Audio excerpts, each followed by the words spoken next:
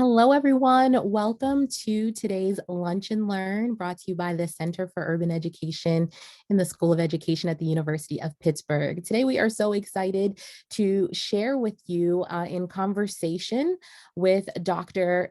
Kumashiro about his new book, Surrendered: Why Progressives Are Losing the Biggest Battles in Education. We will have an opportunity to answer some questions that you might have. So as we are going along, please enter any questions that you might have in the chat box. Everyone who registered for today's event did also receive a PDF of a part of the book. And so if there are any things that you would like to share from your reading, please also enter those into the Q&A box. And so we're going to just jump right into our Lunch and Learn session today. The Center for Urban Education brings these Lunch and Learn opportunities to all of you throughout the semester. And we invite you to continue joining us for upcoming events that we have. You can check out our website for more information on upcoming events, and be sure to join our mailing list. For those who registered, the first 20 folks who registered for today's event received a free copy of Dr. Kumashiro's new book. And so you want to make sure that if you're registering for future Lunch and Learns, you do that early, you might get a free gift. And so, okay, we're going to jump right into today's session. So I am Cassandra Brentley. I am the Program Director of Special Projects and a doctoral student here at the Center for Urban Education in the School of Education at the University of Pittsburgh. Today we have an amazing conversation, and I'm privileged to serve as the graduate student chair. We will get right into it. So I'm going to introduce our guest for this afternoon.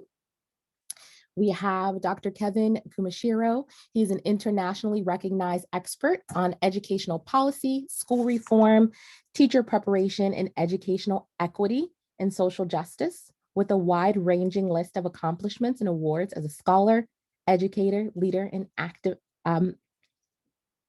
activist. He is a former dean of the School of Education at the University of San Francisco and is the award-winning author or editor of 10 books, including Against Common Sense, Teaching and Learning Toward Social Justice, and Bad Teacher: How Blaming Teachers Distorts the Bigger Picture. His recent awards include the 2016 Social Justice in Education Award from the American Educational Research Association and an honorary Doctor of Humane Letters. And to facilitate our dialogue today with Dr. Kumashiro, we have Dr. Gunzenhauser here from our School of Education. He is an associate professor and associate chair in the Department of Educational Foundations, Organizations, and Policy in the School of Education at the University of Pittsburgh. He studies philosophy of education and qualitative research methodology, particularly ethics, as they relate to social justice work in education and educational research. His current work is on race-conscious leadership ethics. All right, so without further ado, we'll have our guest open us up and kind of start the dialogue today. Welcome.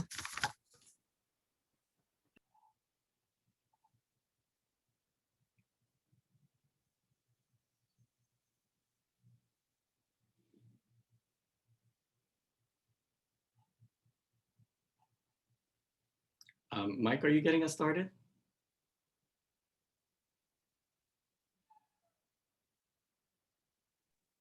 I was just sitting there waiting for my face to come up, and I needed to put the picture on it.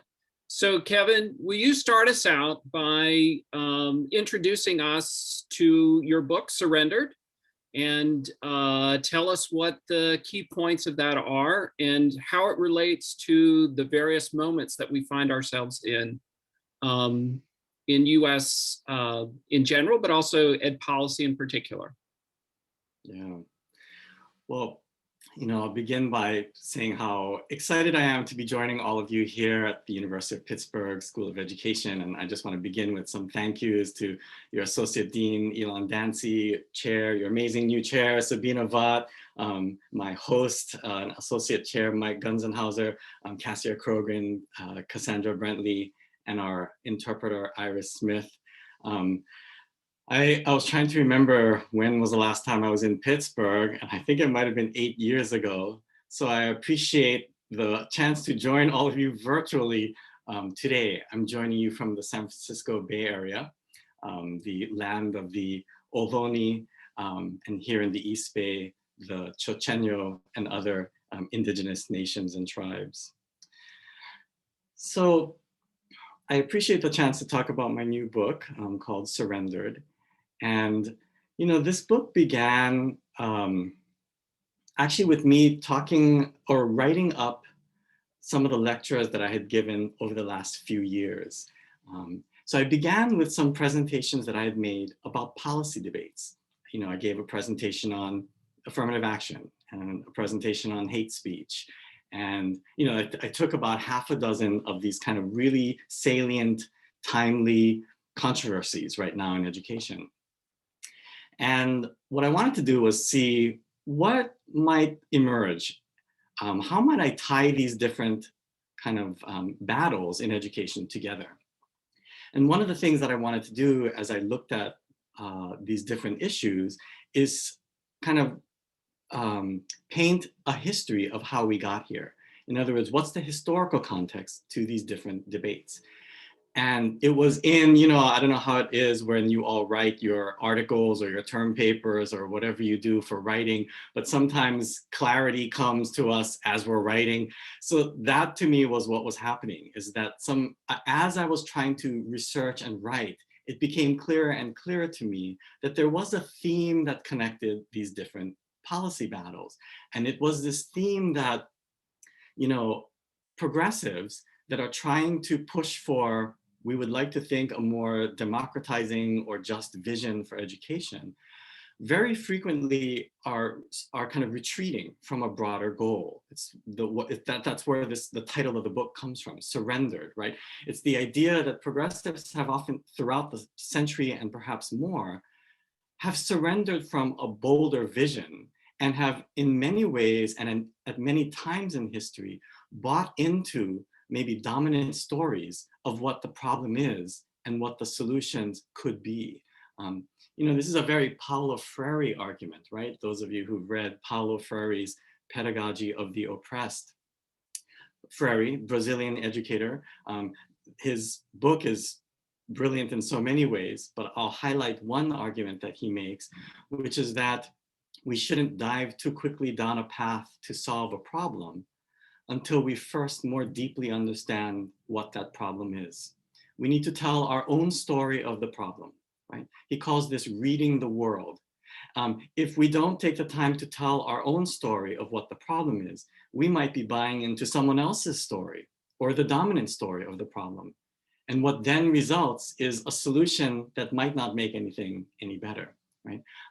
And so have progressives or liberals or folks who are really trying to push for justice and equity succeeded at reframing the debate on these different policy issues? That's basically what I'm trying to grapple with in this book. And my argument is that too often we failed to reframe the debate, right? We failed to kind of tell our own story. And so we're buying into someone else's narrative, someone else's framework of what's really going on. And so I think that's sort of how I entered into this project, what I think I'm trying to argue overall. And one of the major themes, which I'm sure we'll come back to many times over and over again, is this theme that we seem to think that our job is to hold individuals accountable. So a lot of solutions are about how do we either reward or punish individuals. But that's actually missing a much broader, more deep way of understanding the problem. And that, therefore, is where one of the fundamental shifts needs to happen in our work in education.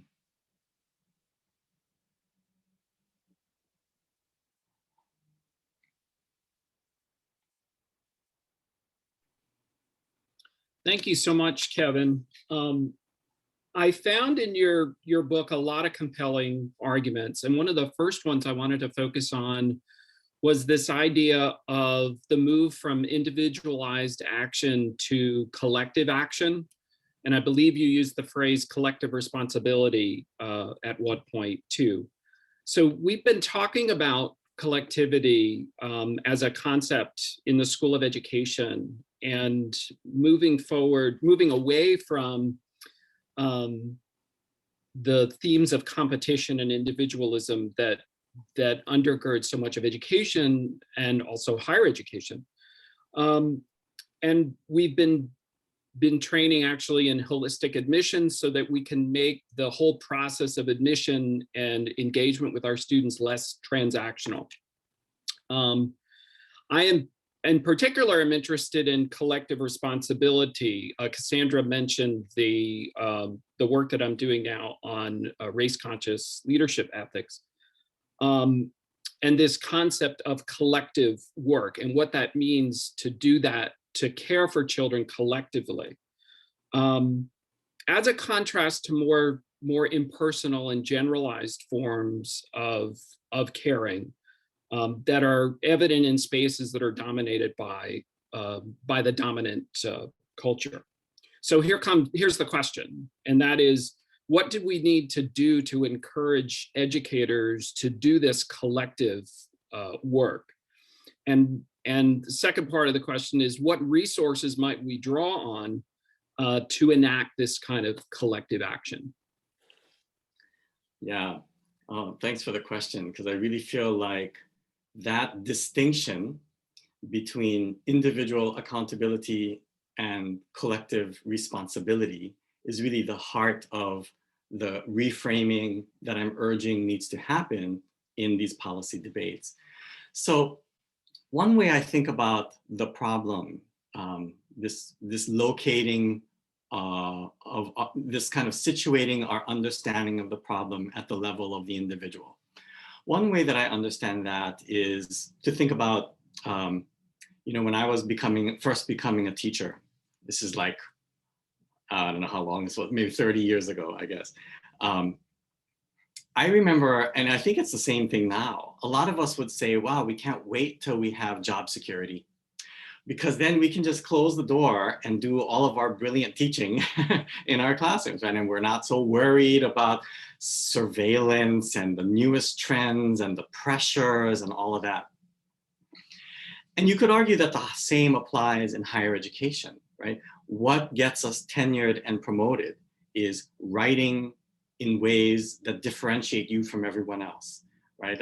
One of my advisors had to write an essay when applying for tenure as a professor that made the argument that her work was saying something singular that no one else had said before, right? That it's making this unique intervention.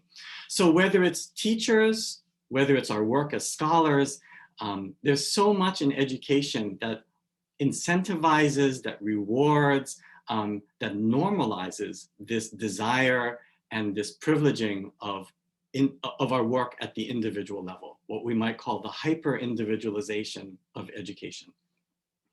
So one of the things that I think we want to be thinking about is what does it mean to actually say that move towards hyper-individualization actually disempowers us, right? It impoverishes our ability to have the kind of impact that we want. And what's one example of that? Well, some of you may remember at the end of 2015, this was the end of towards the end of the Obama administration, there was a proposal from the federal government called the Teacher Preparation Regulations. It was a proposed set of regulations that would basically govern all 25,000 teacher preparation programs across the country.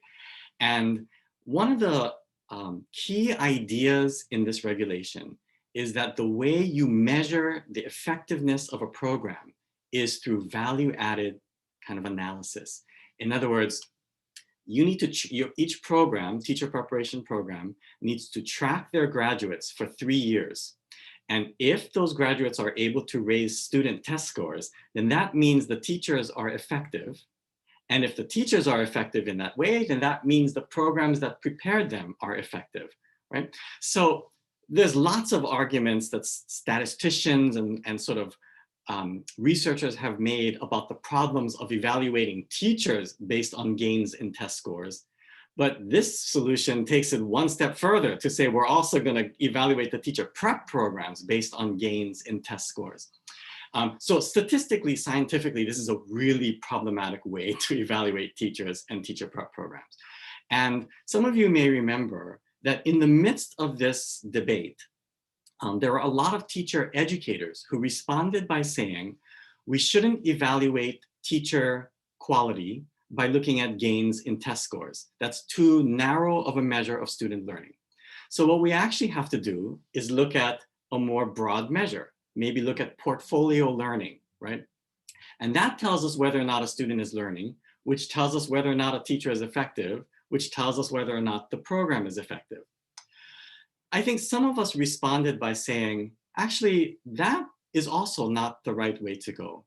Because does everyone see that that's still buying into the story that the way you measure the effectiveness of a program or a teacher is you look at individual output, right? It's as if you try to get rid of everything else that can influence teaching and you look at the value that's being added by that teacher or that program. What I and many would argue is that students learn and flourish when there's a whole system that works well. It's sort of the notion that it takes a village to raise a child. So really what we should be doing when we look at the effectiveness or quality of a teacher is to look at how well that teacher contributes to the larger system of education, not erase everything and just look at the value added of that teacher.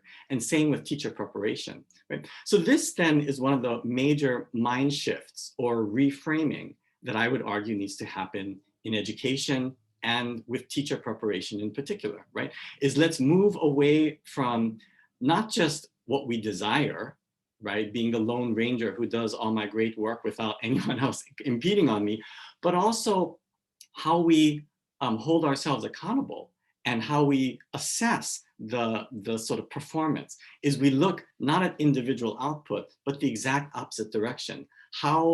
What's the role you play in strengthening the larger system, right? So individual accountability, sort of system analysis or collective responsibility. That's sort of the shift that I think we need to be making.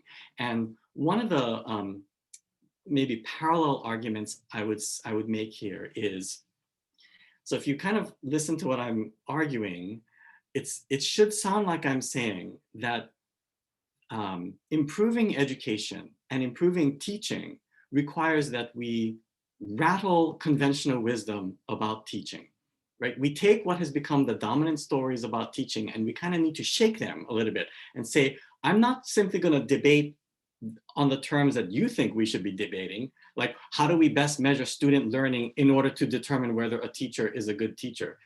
I don't want to get into that debate. I actually want to reframe the debate. I want to ask an entirely different question.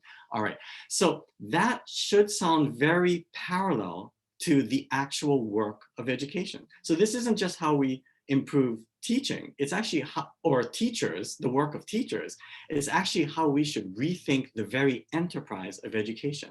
Because education also should not simply be about affirming the stories that already exist, right? Affirming what we already believe. Education, to me, at its core, is about questioning what we think we already know. It's about encountering something new, which means that we need to somehow unsettle the ideas we've become very invested in or very habituated and normalized, right? Education, in other words, is fundamentally about rattling common sense, not simply reinforcing it. And in so doing, what we're saying is that education isn't simply then about preparing people to succeed in the system as it is. Education should fundamentally be about building our capacity to imagine the system that is not yet, to imagine the world as it could be, right? And to build our capacity to sort of create that world if we so choose. That's why I think education is so scary to many people, right? If you think education is about socializing into the system, well, that's a that makes it safe for those who are in positions of power. But if you think education is about building our capacity to imagine that the world could be entirely different, well, that can be really scary. And I think that's why education is so often under attack and why we so need to mobilize to insist that it move in a better direction.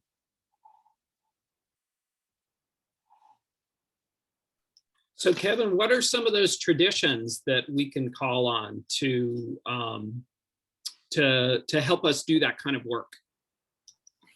Yeah, one of the models that I find most helpful for reimagining our work in education are models of social movements.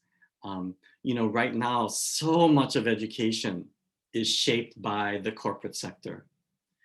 The new ways we want to do budgeting is a great example.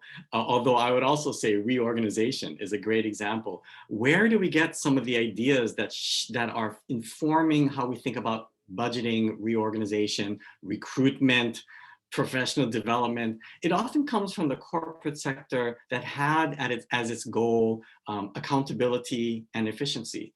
Like a lot of the new budget models, for example, I would argue they emerged with the goal of accountability, not necessarily about democratizing decision-making about budgets, right? But if we were to come up with new budget approaches in our institutions, we should be looking at, say, community-based justice organizations that are trying to do budgeting very differently and decision-making about budgeting very differently. All right, same with education.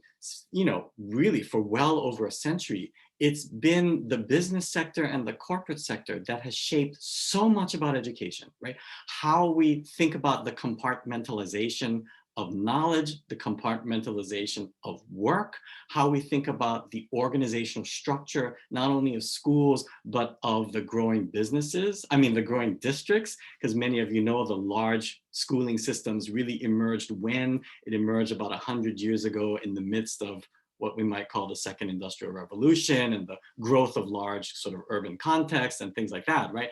So, we need to be asking, right, what are some other models? And so for me, a really powerful model is to look at kind of what actually changes societies, right? And throughout history, throughout the world, yes, policies change societies, and yes, leaders can change societies, but really what changes societies are social movements that change the consciousness of people, right? Social movements aren't simply about, it's not the same as an action where you like hold a rally in order to change a law, right? That's a part of a movement, but a movement is something that's much more ground up, right? Something that's much more about shifting how we think about things. And I think that's maybe one way that we need to think about our work. You know, we need to be asking what are elements of social movements and how can education really build on those elements? Okay. You demonstrate throughout the book this distinction between education as a private individual commodity and education as a public good. And I think you've talked about that already this afternoon. What are key policies available to us at the national level that could promote education as a public good? Yeah, and this is such an important moment when we need to be asking this question because we're already seeing so much continuation of policies that reinforce privatization and neoliberalism. So in my book, I don't know if I wrote about it in the chapter that you all sent out, but I'm pretty sure I did. I talk about this concept of neoliberalism. And I think that is it's one of the really key ideas that I think we need to understand.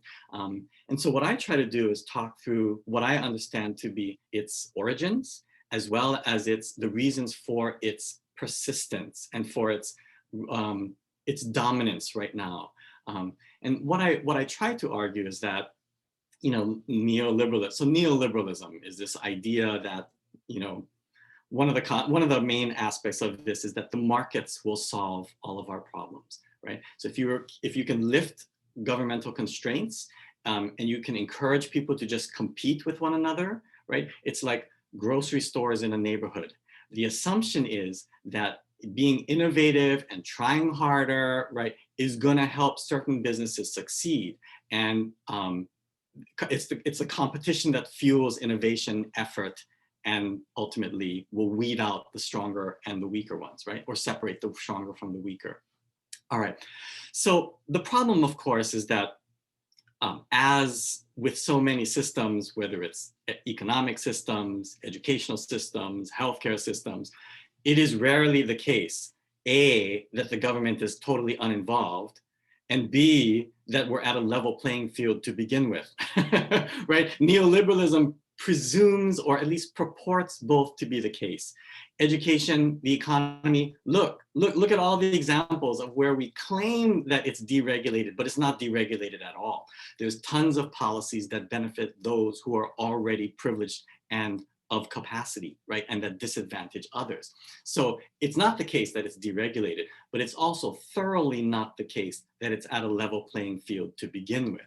So if you already have advantages and you're thrusted into a market economy, you're probably going to be able to leverage those advantages to get more and more, right? So neoliberalism is actually an ideology that purports neutrality, right?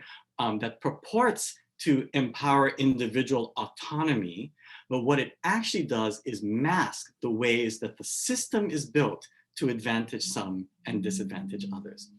And unfortunately, neoliberalism has become kind of the common sense of our time. One of the terms that was used to define the 1980s, for example, is the term Washington consensus.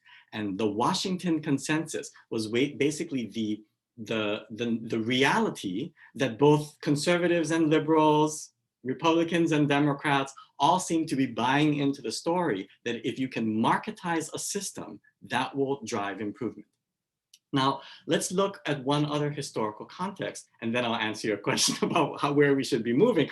But another historical context for the emergence of neoliberalism is the civil rights movement. Because I think what many of us would argue is that the civil rights movement was scary, I think, for many people, dangerous for many people. Why? Because it was trying to point to systemic manifestations of racism and white supremacy, right? The civil rights movement wasn't simply saying racism is about me treating you problematically. The civil rights movement was about saying we've built systems that are racist, right? That advantage some and disadvantage others. So in many ways, the conservative movement and the neoliberal movement, which overlaps in a number of ways, was a response to that. And in fact, in the early 1970s, the beginnings of the conservative revolution was specifically or explicitly a response to the civil rights organizing, right? And it was very much about saying we need to reframe the debate. We need to actually get people talking about the problems differently. And education becomes one of the centerpieces, right? And so we start to move away from looking at systemic inequities in education, segregation, inequitable funding, disenfranchisement from decision-making, racist curriculum, racist personnel and hiring practices, right? We move away from these systemic problems and we begin to talk about the racial problems in education in a hyper-individualized way. What happened in the 80s? What was the significant shift? It was towards the achievement gap, right? So it was all about student performance and how we kind of raise test scores rather than the much bigger systemic problems that we needed to be looking at before, that we were looking at before, and that we need to continue to look at. So this, I think, is one of the fundamental shifts that we need to kind of be making right now, is we need to insist that the way we address problems in education is we look at systems, right? We look at the broader picture, not only at individual performance. Why is neoliberalism and individual accountability and all of that so compelling, so seductive? Well, one of the reasons it's seductive is because it sounds akin to democratic ideals. It's sort of like one of my former professors once said, how can you not support school choice? isn't choice central to democracy? And we were like, well, yeah, I guess at a super simplistic level, it's central to democracy. But what are all the problems with the system of school choice? It actually foster democratic decision-making, or does the rhetoric of choice mask something much more problematic? And I'm sorry, one more digression, just since I mentioned choice, is that where does choice come from? Where did we get the kind of ideology of school choice? Well, that emerged in the 1950s, right? Choice, vouchers, all of these kind of all of these policy alternatives were all posed as alternatives to what? It was posed to alternatives, particularly choice, to desegregation, mandatory desegregation programs, right? The argument was that you don't need to force desegregation. You can simply incentivize organically desegregating by giving everyone choice. Because whether you're white or black or of another racial group, everyone's going to want to go to the best schools. So if you can simply put the schools in competition with one another, that market is going to desegregate schools. Okay, that sounds sort of like, you know, there's a part of me that's like, well, maybe that makes sense. Yeah, where everyone's, you know, it will naturally desegregate. But of course, the reality is that that doesn't happen. The research is very clear that choice policies tend to exacerbate segregation, racial segregation, not to dismantle it. And B, that was never the design, right? It was never, choice was never designed or offered as a tool to desegregate. It was never offered as a tool to raise overall educational equality. It was designed and offered as a way to reinforce segregation and thus to maintain or even exacerbate an apartheid school system, right? Where some have the best and most have something very subpar, the worst, right? So historicizing these arguments, I think, is incredibly important for us to understand why, right? It's like telling our own story, right? We have to reframe the debate. We have to understand where these alternatives come from. And then I think that gives us a better standpoint from which to say, all right, so as an alternative to move towards a more systemic analysis, to move towards more potential for building democracy, here are the policies we need to be moving towards. Policies that get us towards a more systemic analysis are the policies that I would urge we need to be looking at. So let's turn then, same question then for schools of education. What should schools of education be doing to promote education as a public good? Yeah, I think that schools of education, let me offer two thoughts. So one is around the preparation of you know, different school-related roles, teachers, administrators, scholars, counselors, and so on. I'm very disheartened by the very small amount of education that is given throughout the country to teachers, to administrators about the politics of education. Like these kinds of questions around education for what? Education how? What's the history of schooling? Like these should actually be centerpieces to how we prepare anyone to work in the field of education.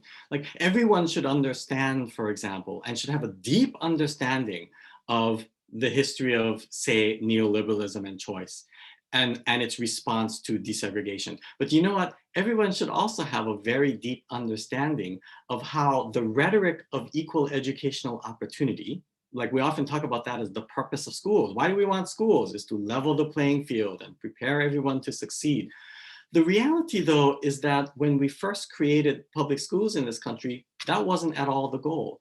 Public schools weren't even created for everyone in this country. We created the earliest public schools for only a small sector of the youth population. And as we were forced to integrate more and more, we just came up with more and more ways to differentiate and sort, such as through segregation or tracking or labeling or discipline and so on. The purpose, we might now say, is equal educational opportunity, but the function historically has been to sort and to socialize. And so our job isn't to try to pretend that that's not the reality, or to pretend that we've created a school that doesn't have those legacies. Our job is to acknowledge that every educational institution sits in that legacy. And what does it mean then for us to dive into that contradiction, to surface, to highlight, and to be sort of authentically grappling with that contradiction? I think that's got to be a central sort of charge that we put out there to everyone involved in education. And I think I said I was going to mention two things. So my second thought is about what is the role of schools of education for the general public? Because I think the schools of education, like higher education, like K-12 education in general, I think need to be much more public facing. You know, community schools is a reform kind of movement that I love, right? It's all about saying schools need to be the hub of community capacity building, right? Universities that responded in the midst of the coronavirus pandemic by opening up their dorms, by offering job training and political education, by opening up their food services facilities to the growing numbers of people in sort of struggling with hunger. These are examples of universities that pivot, that say we refuse to continue the path of being the ivory tower institutions that were rightfully critiqued as being. Right? How do we be more responsive to this moment?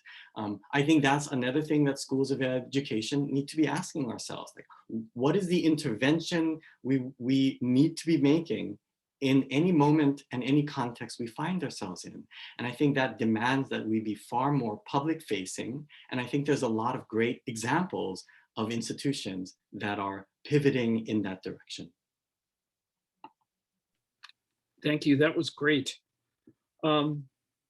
So one of the issues that you talk about in part 2 of Surrendered is the mounting debt crisis in higher education. And I mean, as I was reading that, I found it to be, you know, pretty eye-opening, and I've seen it the last, you know, 20 years of myself as well.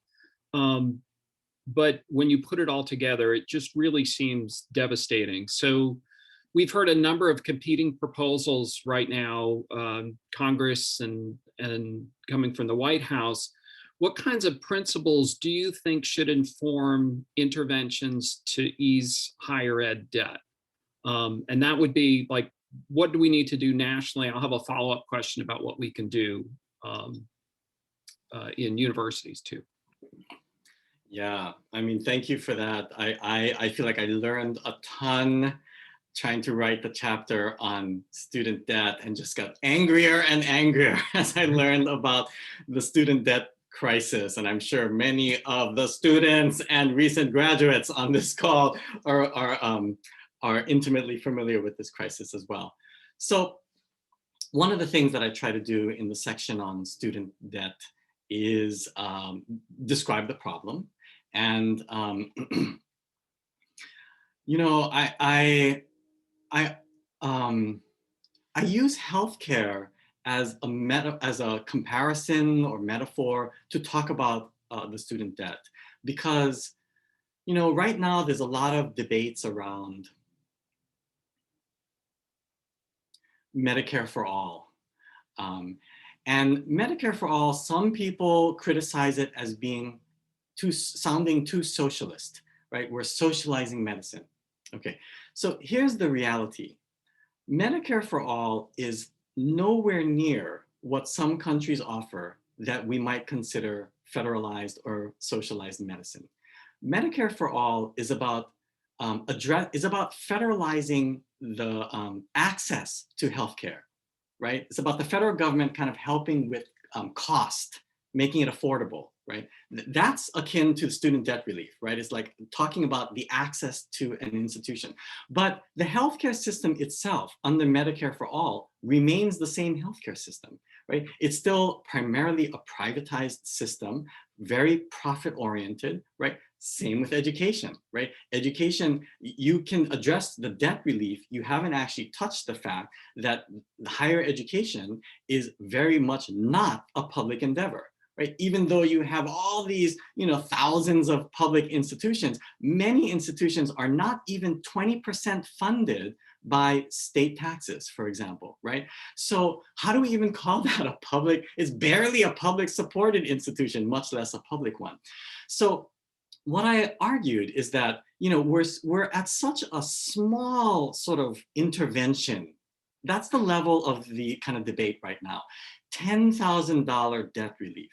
Like, that's what we're debating, rather than, we're debating 10,000 or 50,000 or now 75,000, right? What were some of the other proposals being posed? Were some of the other proposals during the presidential debates was waiving all federal student debt, right? Federally held student debt. And what was sort of, to make that even further, was to say that public higher education should be free and should be a public industry, right? I even think about, just as another side note, when we moved to online learning in the midst of the pandemic last spring, one of the things that we know, right, is that the pandemic highlighted and in some ways amplified already existing inequities. There was already great inequities regarding access to technology. The shift to online learning exacerbated that, right? It sort of highlighted that. Okay, so what was the response by some? The response by some was, well, we need to make technology more accessible. We need to subsidize the cost of the hardware and the internet access. And I think some of us said, no, that's not the solution, actually, because what that does is it still allows the tech industry to be a privatized for-profit industry. And if we're saying that technology is necessary for the provision of high quality public education, then those technologies should actually be public industries. They should not be opportunities for profiteering. And we already can see that, as we can see paths towards that, right? We can see municipal broadband as one way to move away from internet provision as a public good, as a private sort of profiteering motive.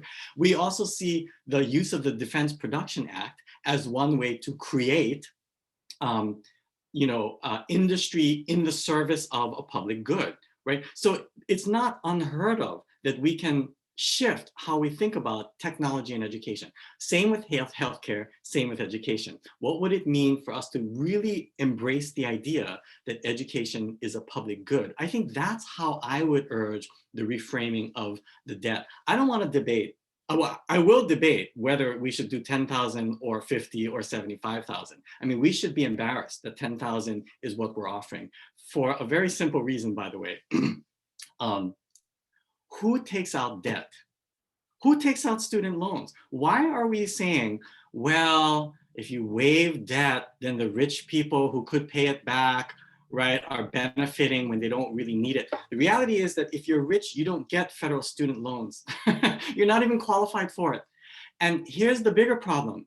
If you take out student loan, how much do you end up paying for education? You end up paying far more than the people who are wealthy. Why? Because of the interest on that debt. And then on top of that, what I was furious about was how easy it is for penalties to be added to your debt.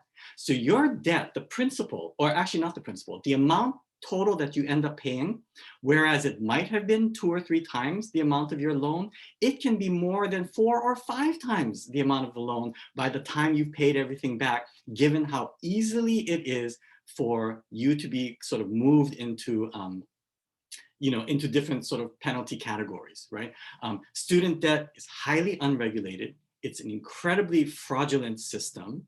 And because of, unfortunately, Biden, one of the lead proponents of a kind of a bankruptcy legislation about 15 years ago, it's one of the only kinds of debt that has no bankruptcy protection, right? So there's so many reasons why the student debt crisis really is an example of how education can amplify inequities rather than sort of shrink or resolve them, right? And addressing debt without looking at these kind of other factors is missing the boat. Let's not worry about whether a wealthy person is benefiting from debt relief. They're not even part of the equation. Let's look at how our refusal to make higher education affordable is simply our buying into the story that education is primarily in the service of sorting, of kind of maintaining an apartheid society. And you got back to that point about public education needing to be affordable. And you made a point earlier in your response about how much more affordable it used to be. And you write that in your book. So the idea of affordable public education should not be that radical. I mean, in the 1980s in North Carolina, where I went to a public university, I didn't need to get a loan. I worked enough in the summer sometimes to pay tuition, but it was so low. I hesitate to even say how much it was, because it was not nowhere near and because of state investment, essentially, and federal investment. Okay, so what do you think? What do you think universities should be doing then? Pitt is one of the most expensive, if not the most expensive, public university in the country because of the level of state appropriation. Sometimes we say we're state related. Sometimes it's, well, maybe next year we'll be state tolerated at that point because of the small percentage that we get. So what can universities do to address mounting debt, do you think? Yeah, I mean, it is so sad and upsetting to think about how, many of the lawmakers, the older ones, who are fighting against free public higher education or student debt relief, attended universities at times when they were either free or of minimal cost, right? Public ones at least. So what a difference, right? How much tuition has gone up, and of course, what a difference that we now rely on loans in ways we never did even a quarter century ago. So, or half a century ago. So what can universities do? I mean, I think there's sort of the small picture and big picture, and I'll start with the big picture because I feel like if we really think of education as a form of social movement building, we need to really build the social movement that insists that we think differently about how we fund education. So all the education, all the kind of public education, partnership building, all of that kind of stuff that we do to help build momentum, to push for better funding is really the primary strategy. And I'm going to give a smaller strategy, but I do think that's a big one. Why is education so underfunded? And yet in a time when we claim that there's no money, there's actually other industries that are booming, like war industry, military industry, prison industry, and so on, right? I also think that we have moved, with the most recent tax bill under the early years of Trump, we moved even more towards a regressive tax system. I think one of the major changes that needs to happen, what's a simple fix for a lot of the problems with budgets, is that we have to move towards a far more progressive tax system. Progressive versus regressive. And by that, I mean the regressive tax system is where poor people pay a larger percentage of their income towards taxes, which is what's happening now. Even though the tax codes make it look like wealthy people pay a larger percentage, the reality is that's not what's happening by far, right? So we actually need to hold to this kind of more progressive structure. And within universities though, I think, and again, this is not at all the only things that need to happen, but one thing universities, I think, can do is look at the ways in which their work is shaped by the corporate world. When I gave a webinar over the summer called Higher Education Must Step Up. And in that webinar, one of the things that I argued is one of the worst things we could be doing in a moment of a health pandemic and massive unemployment and growing homelessness and food insecurity is we contribute to the problem of underemployment and unemployment. But that's what we are doing. And I get it, budgets were really tight. But here's one thing we did. We fired those who were most in need, right? Making the least amount of money and least job secure, and probably least likely to be able to survive without income. And we also furloughed. And here's where I think it's most obvious the problems that we did that reflects the sort of mentality of higher education. What we did, what many universities did for the most part, was an across the board furlough. And maybe it was scaled a little bit, but barely enough to actually move us in the direction we need to be going. And here's what I would say is the direction we need to be going. If you look at a kind of a justice-oriented, community-based organization, what is the salary range?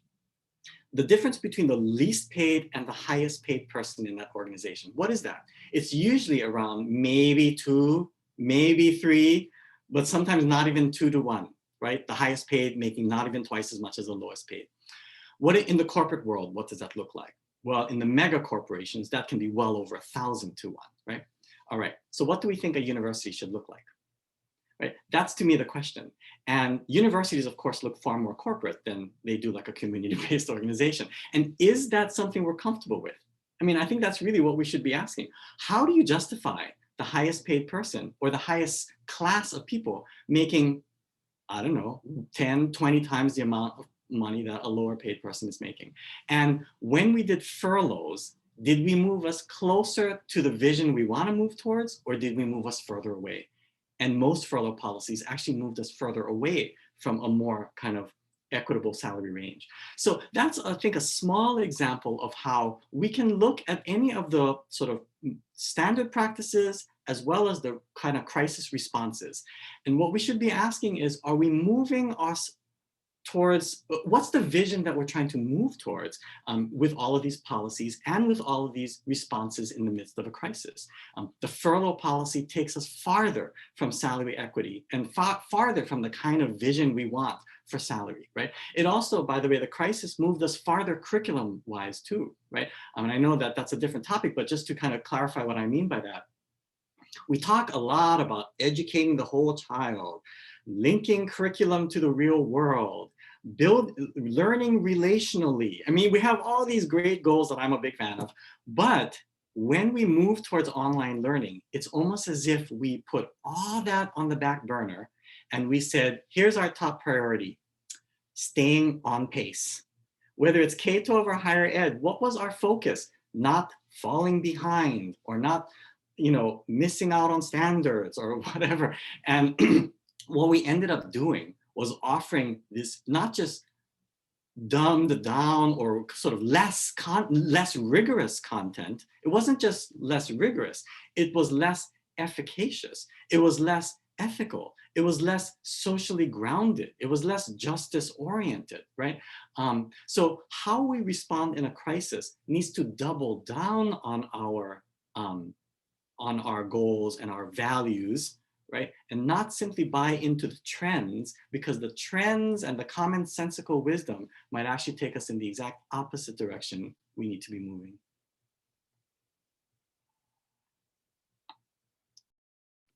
Keep doing this. I keep muting myself.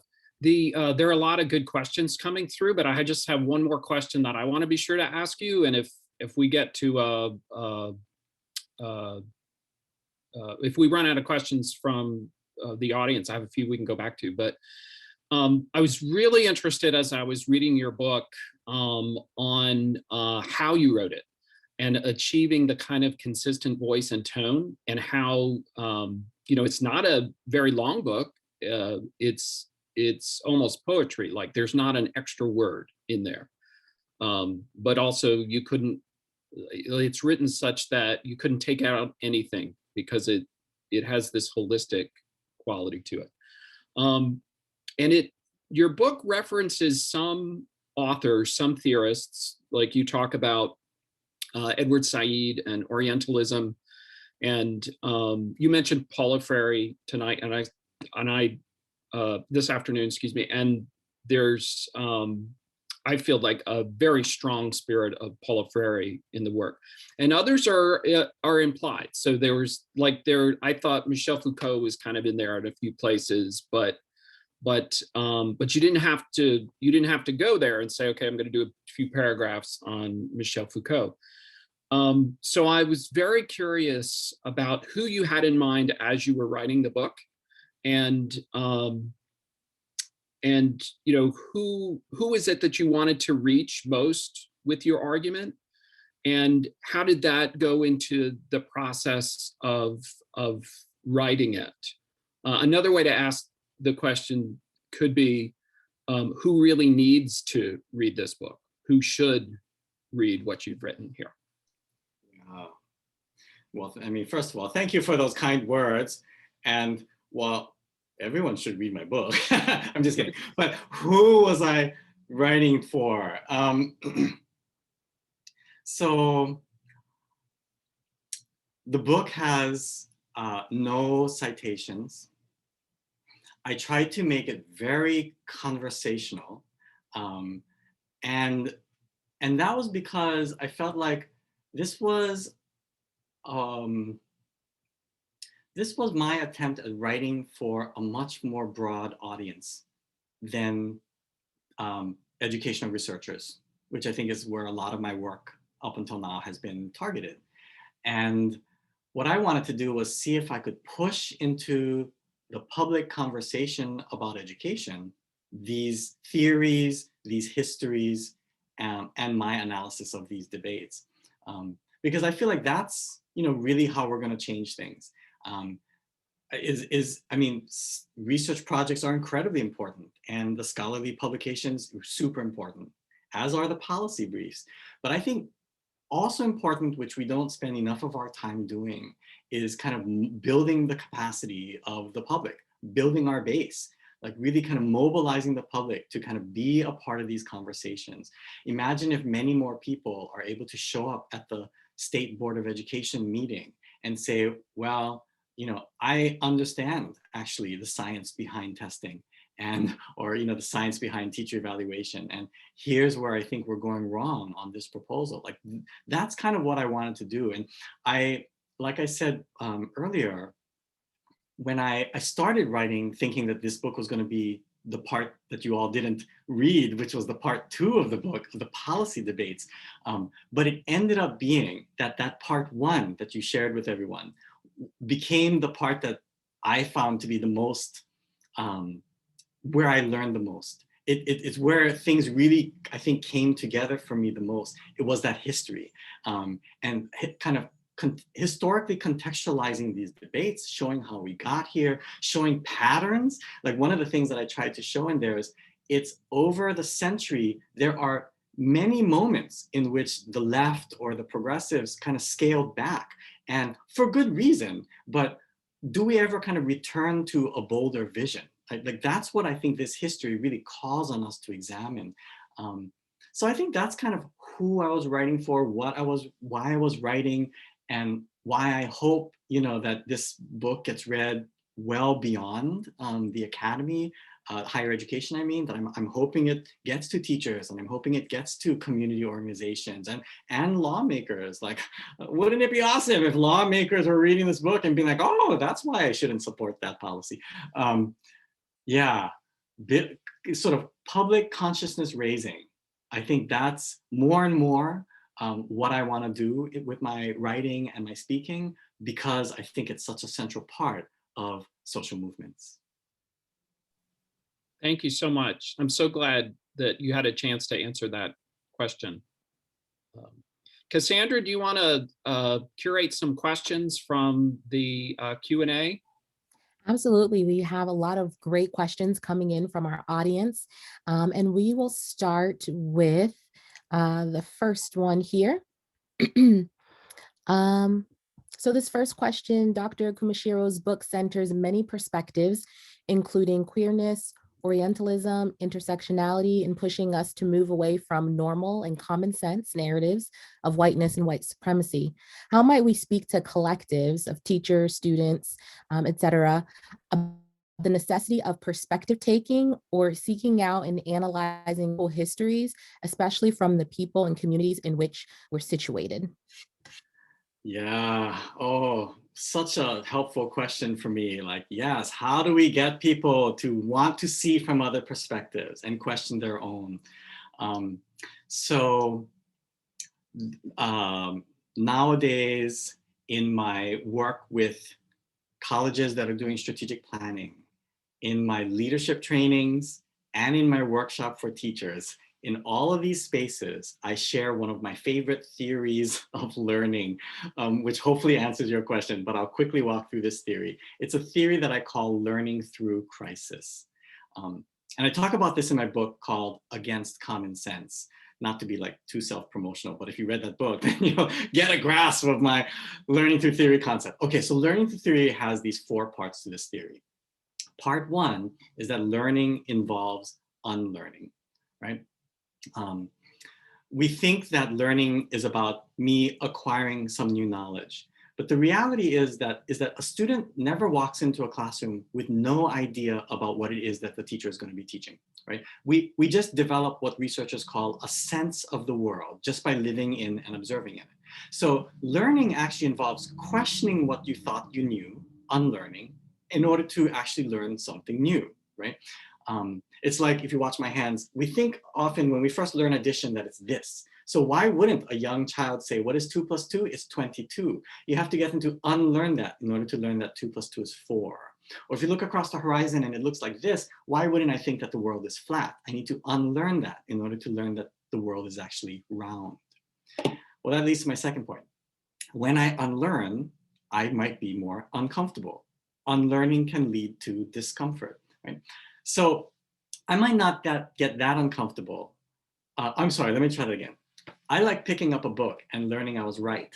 I like picking up a book and going, oh, I thought that was the case. And look, Mike Gunzenhauser says it right here, right? I don't like picking up a book and learning I was wrong the whole time. And the important part of this theory is that the more invested I am in what I thought, the more uncomfortable I might be. So I'm not that uncomfortable if you tell me that 2 + 2 is not 22. But what if I got to where I am because I thought I got to where I am because I'm smarter and I worked harder than everyone else? Well, that might make me really uncomfortable.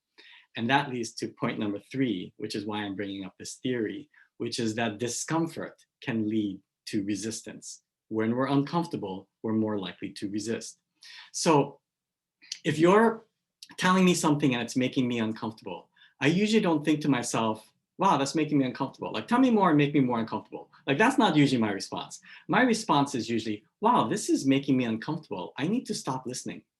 And arguably, this is happening all the time when we teach and learn. If learning involves unlearning, questioning what you thought, and unlearning can make us uncomfortable, why wouldn't we expect people to be entering into resistant places all the time, right? And in fact, when we think about so-called diversity trainings, one of the assumptions of diversity trainings is that people lack knowledge about, say, racism. So my job is to give them more knowledge about racism. Is the problem merely that they lack knowledge? Or is the problem that they are really invested in what they already believe and they don't want to hear how you're talking about racism, right? The problem with racism isn't simply that people lack knowledge. The problem is also that people resist new knowledge about racism, right? And that then leads to the 4th point, which is that therefore education must address resistance. So does everyone see then that in a conventional sense, the more that I try to teach, the more students might actually resist learning. This is what we might call one of the impossibilities of teaching. So when I used to teach courses, I often would begin on the very first day of every semester with this theory. And I'd say, here's how I think about teaching and learning. I think learning involves questioning and being uncomfortable and even being resistant. I want us to revisit this theory throughout the course. How do we get folks to a place where they're more open to questioning what they already believed, to questioning their lenses? And in fact, how do we get people to see that questioning your lenses is the heart of education, right? The heart of education isn't to get you to see through my lens.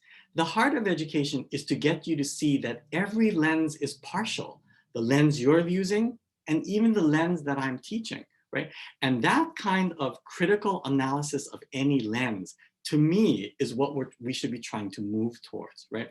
So part of this is about how do I get people to want to see from other people's perspectives? But to me, the bigger grappling that we're trying to move towards is to get people to want to examine the partiality of any lens or perspective that they're looking through, right? It's that stance, it's that sort of desire that we're actually trying to build. That builds kind of democratic inquiry. That builds respect for difference. That builds an insistence that I don't always have the answers.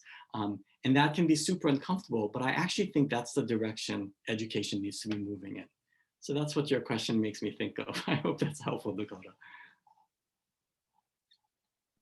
Yes, that's amazing. And we are engaged in the center, a group of us, in doing some anti-racism and anti-bias work. And as I hear you talking about those issues with racism, definitely spot on, and things we grapple with as we prepare our trainings to be effective, and understanding that people know these things already, right? And so what's our goal? We have another question that I think will be really dynamic for you as well. It comes in from the audience. As we reflect on the purpose of education for collectivism as opposed to individualism, how should we understand what collectivism and what collective action are? How do we build a language with people that shift our paradigm from individual freedom to collective freedom?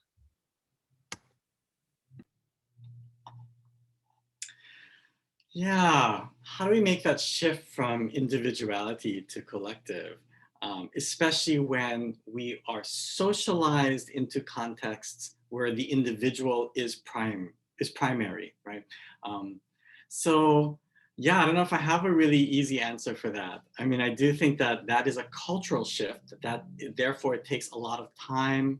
We need a lot of stories. We need a lot of examples. We need a lot of practice even with that. These aren't things that we just theorize, right? I like to say that the way you inaugurate change is you actually engage in that change in the institution, right? You know, what does it mean, for example, to teach and learn in a very different way? Let me give this as a parallel. So many people might be used to a very top-down mode of instruction. The instructor has the answer, they're trying to give it to you, and they hope you push it back to them on the test. And so if you suddenly enter a far more student-centered classroom, that can be very jarring, right? It takes time to learn how to operate in a much more egalitarian classroom, and vice versa, right? So same with leadership. If your understanding of being in higher education, I'm speaking now to faculty and staff, is that you do your role and the leaders lead, then if you suddenly get a new leader who believes that the way you transform an institution is through collective leadership, that's going to be a cultural shift. It changes how we not only think, but how everything operates, how your committees work, how decision-making happens, what happens in your department meeting, who attends the all-school meeting. All of these things begin to shift, right, as they should under a new leadership model. So I think same with then larger society. Like the way I think we inaugurate some of these cultural shifts is we change some of our practices. We begin to relate to one another differently, right? I was in a conversation with, I don't know who it was within the past couple of days, where I was referencing Grace Lee Boggs, one of my favorite scholar, leader, activists, Grace Lee Boggs, who had long been kind of a Marxist theorist, structural analyst, right? Engaged in Black power struggles, civil rights movement, all of that. And it was towards the end of her life, like in her 90s, that she really began to speak a lot more about how these structural analyses, which by the way, was how I spent most of my lecture, these big macro analyses of the world is important, but not sufficient. That also what needs to happen is we need to build in the here and now different ways of relating to one another, working with one another, leading together, right? So the collective, in other words, is something that we build together. It emerges only in the making. Okay, last thing I'll say about this is one of my favorite books is by Elizabeth Ellsworth. It's called Teaching Positions. Teaching Positions by Elizabeth Ellsworth. I think it's out of print now, but if you just go to her website, someone told me you can download it for free or for a small donation. And I would highly do that, highly recommend doing it. It's super jargony, but it's super brilliant. And one of her arguments is that, you know, teaching is not, it's like justice. It's not something we ever really arrive at. It's like identity, it's like justice, it's like community. These are things that are always in the making. They're very performative, right? And so that's, I think, how I would argue that we need to be thinking about the movement in these directions. Is let's just try to do it using certain models like social movements, right? And by the way, so then what it's like, well, how do we do it? Well, you know, some of the really powerful social movements, I think of the Sunrise movements and the young people today. I think about 50 years ago, civil rights organizing. The arts was one of the ways that we helped build community, right? And being in solidarity, even if we're in a disagreement, right? That kind of collective action, even when you're fractured, collective identity, even when it's contested, right? Those kinds of contradictions, I think, are at the heart of justice work. So let's not, you know, it reminds me of one time I was like, we're in too much disagreement. Like maybe this isn't an initiative we can launch. And someone said, you're always talking about the civil rights movement as a model. Civil rights movement was very fractured. It was very contested. There was a lot of disagreement, but there was still a kind of a collective movement. They were still able to act in solidarity, right? It's the contestation and the contradictions where some of the most important, I think, theorizing and advocacy happen, right? It's not a sign that we're falling apart. It's a sign that we're diving into justice work. So that was my last caution around collective action, is it doesn't mean we're all unified. It means that it doesn't mean we're all the same, in other words. It means that we're working through these tensions, right? And I actually think that, as ironic as it sounds, diving into contradictions is one of the ways that we build the collective. And I think your response there so beautifully leads us into the next question and thinking about that how, you know, how do we do this? We have a question from the audience that asks, what vision or futures do you imagine for schooling that we should build toward? How do we dismantle white supremacist culture in our pedagogy and in our schools? And what actions do we take? Yeah, oh, thank you for that. I mean, you know, the work will always be about dismantling and building, right? It's never about how do we get rid of white supremacy. It's always about how do we challenge it, because white supremacy will, I think many of us would argue, there will always be legacies of white supremacy, right? There will always be legacies of colonialism. So one of the visions, let me offer two visions that I talk about in my book. One is New Deal. The New Deal, I think, is an interesting vision, which one of the reviewers to my book was like, you could pick a better vision. Because I don't know if you all know, New Deal from the Roosevelt era was very structural and systemic in its analysis, right? It was really trying to tackle like changing how we think about employment, right? It's very intersectional. It was also pretty exclusive of a lot of the labor of women and people of color. So that's one of the major problems with the New Deal. And I think the Green New Deal around environmental justice is trying to be far more intentionally intersectional. And that's what I find super exciting, is the very, very intersectional nature of the Green New Deal. So I think similarly, education needs to be thinking in that way. How do we think across and what do I mean by that? I don't just mean it's about gender justice, racial justice. I do mean that. I also mean it's intersectional by institution. It's looking at employment. It's looking at sort of environmental health. It's also looking at healthcare. It's looking at democratic decision-making. That's what I mean, right? It's looking at social welfare. It's looking at all of these different kind of elements of structural elements of society and saying you cannot actually address the climate crisis without addressing just transitions in employment, right? In other words, what happens to all the people employed in heavily polluting industries? You don't abandon them. You come up with a way to transition them in a just way towards other kinds of employment, right? And how do you rectify the damage done health-wise to communities so greatly impacted by pollutants? Well, you don't simply close the factories and then say you're on your own. You actually need to address the legacies, health, right? So that's what I mean by it's looking at all these different sectors. Well, I said earlier that education is about, it takes a village to raise a child, right? So really improving education is about addressing residential segregation and redlining and inequities in housing and loans and all of that. It is about addressing transportation. It is about addressing employment. It's about addressing healthcare, right? Healthcare is horribly kind of racially disparate, right? How does that not impact the ability of children to learn, right? How do we not think about food deserts and food insecurity, right? Schools are a primary source of nutrition in places that are food deserts, right? I mean, so it's so intersectional. I think that's one of the ways that I think about a vision, is that it's very intersectional, very New Deal-ish. But to go with my, I think was one of my friends who was the reviewer who was like, you could do better than New Deal. I also put forward abolition as a possible frame. So here I'm drawing on the wonderful work of scholars like Ruth Wilson Gilmore, who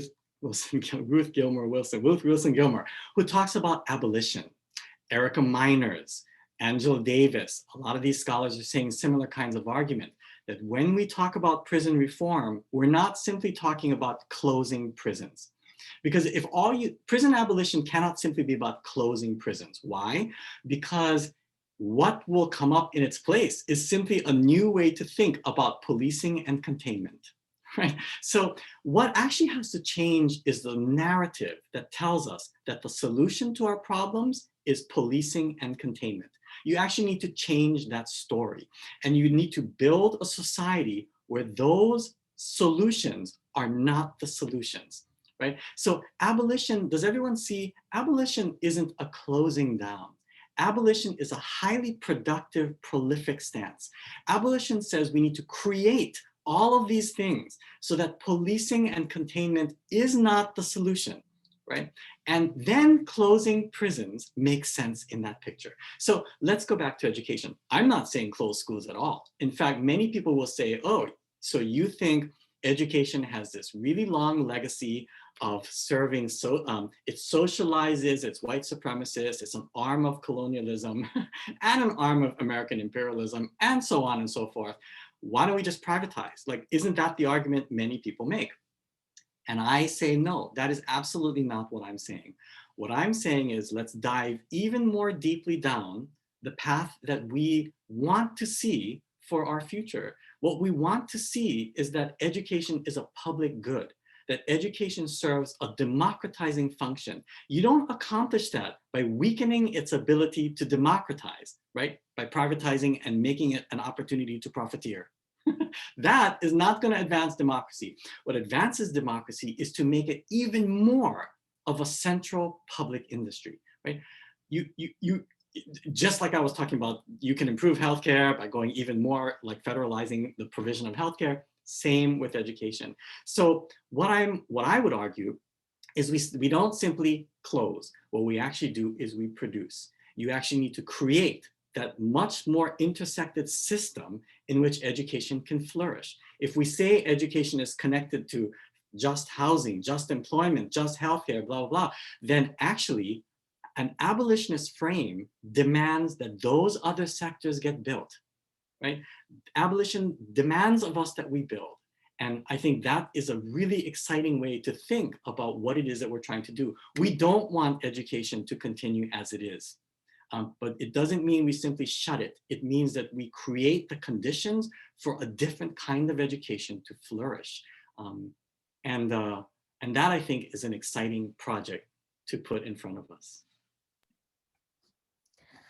All right, we have about 5 minutes, and I think that's enough time for one more question. And I'm sure you could speak to this question for more than 5 minutes. But we have a question from the audience. I struggle to understand the relationship between neoliberalism and the liberal, or what Dewey called liberalism. Can you help us think about the differences between these ideologies? Sure.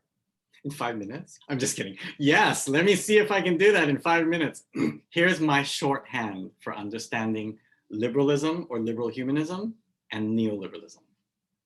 So what is often called liberalism or liberal humanism is the idea that the best state is one where where constraints, external constraints are lifted. You're like free agents in society, right? That's kind of liberal humanism, the lifting of constraints, right? Neoliberalism situates that idea in a market economy.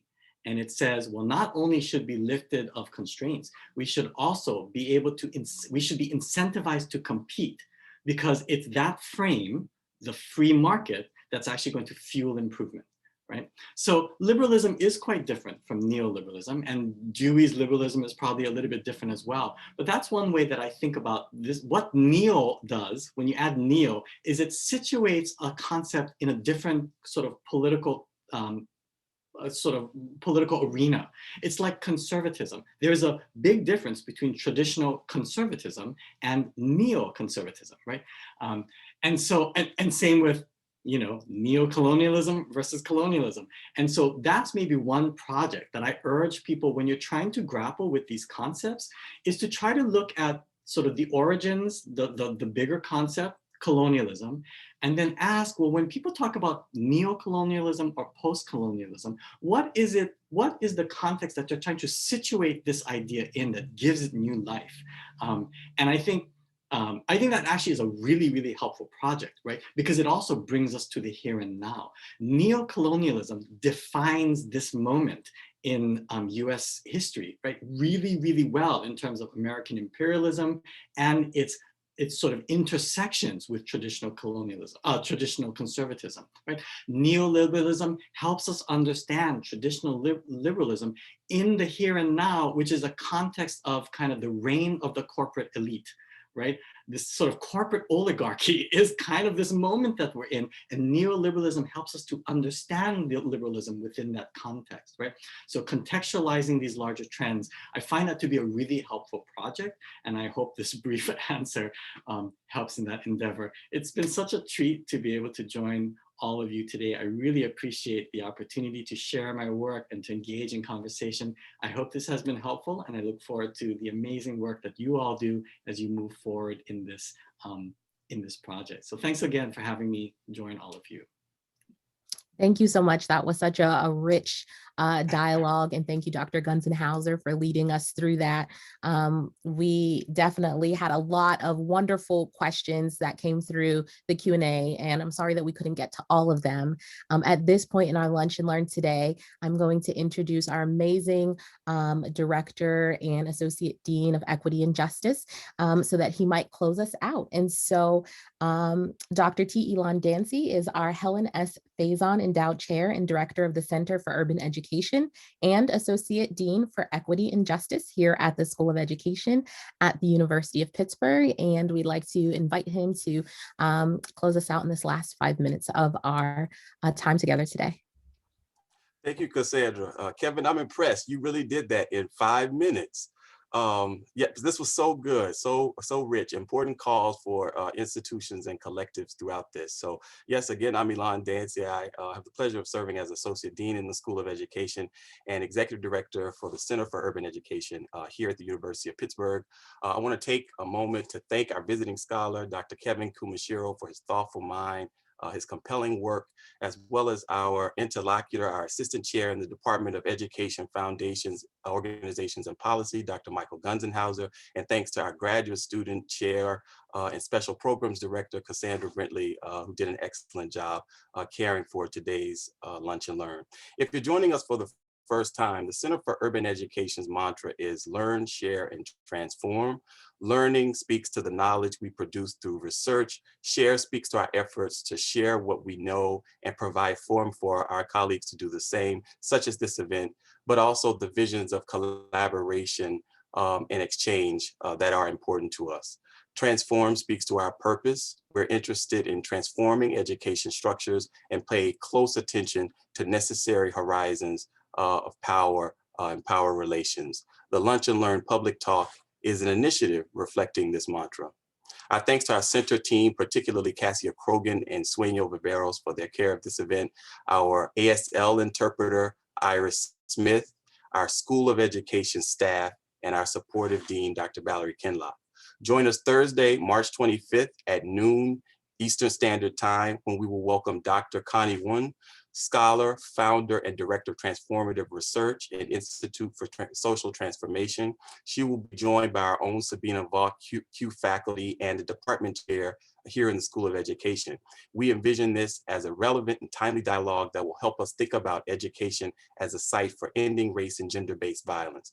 And we're very excited about Connie's work on Black girls, girls of color, and school punishment. Finally, know that we regularly update our website. Go to cue.pitt.edu to sign up for our listserv so you can receive news about our events and other projects. While you're on our website, check out our recent newsletter where you can read about our research, teaching, and service. Thanks so much for attending today. This was wonderful. Everyone take good care. Have a good day. Bye.